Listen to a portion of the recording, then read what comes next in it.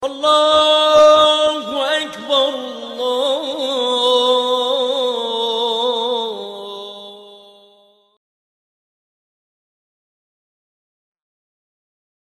Aujourd'hui, nous abordons un phénomène inquiétant qui illustre brillamment la halalisation de la société. Cette halalisation qui se faufile tranquillement, sans résistance, pour annihiler sans scrupule ce qui fait de nos terroirs le rayonnement de la France. L'actualité nous donne hélas raison, comme c'est le cas à Quimper, dans une boucherie-charcuterie, suite au saccage de la boutique et à l'agression des propriétaires, et ce à plusieurs reprises, par les jeunes du quartier. Ceux-ci ne pouvaient plus supporter d'avoir sous leur nez une boucherie qui vend du porc, du ralouf, de la viande haram, comme ils disent. Le plus triste dans ce fait divers, c'est que les propriétaires ont cédé à l'usure de cette insécurité permanente et les jeunes du quartier ont eu raison de cette boucherie-charcuterie familiale. Ils ont fini par la vendre. Et devinez à qui? À des bouchers musulmans, bien sûr, pour que les gens du quartier aient de la bonne viande halal, y compris ceux qui ne sont pas de confession islamique. Le comble dans tout ça est que le fils des anciens propriétaires est salarié de cette boucherie halal, afin de garder une partie de l'ancienne clientèle non musulmane. Et oui, vous avez bien entendu, non musulmane. Celle-ci ne semble pas broncher, car ils ont de la bonne viande pas chère, et tant pis pour la charcuterie, on ira la chercher ailleurs. Mais où va-t-on, mes amis? Où va-t-on?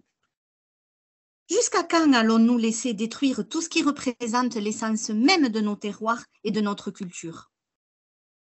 Le spectre d'une république islamique se fait jour, plus que jamais.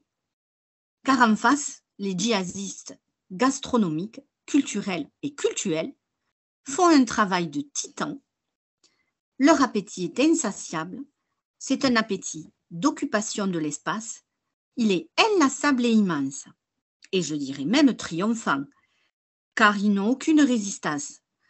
Personne ne semble leur barrer la route ou ne semble s'insurger. Hélas, la violence et l'intimidation sont leurs meilleures armes. Doublées d'une persévérance sans faille, plus rien ne semble leur résister. Ils répliquent régulièrement aux forces de l'ordre qu'ils sont le nombre et que bientôt, la France reviendra à l'islam. Le pire, c'est qu'ils ne s'en cachent même plus.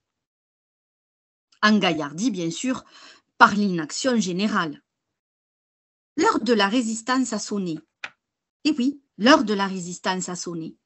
Quelle que soit la forme qu'elle prendra, nous devons commencer par notre culture, notre gastronomie, déjà bien affaiblie par d'autres assaillants, comme les véganes. J'ai grandi avec l'esprit de Noël, les jolies crèches et leurs santons. Chaque année, je suis sidérée de constater que l'on cherche à éliminer insidieusement tout ce qui fait l'âme de notre beau pays, au nom d'une soi-disant laïcité. Ah oui, vous avez dit laïcité? Alors expliquez-moi pourquoi celle-ci autorise de plus en plus de la place à l'islam. Oh, mais pardon, j'avais oublié. Il ne faut pas stigmatiser une partie de la population française. Mais à la fin de quelle frange de la population parle-t-on? Merci pour votre écoute. Douce France, cher pays de mon enfance, bercé de tendre insouciance, je t'ai gardé dans mon cœur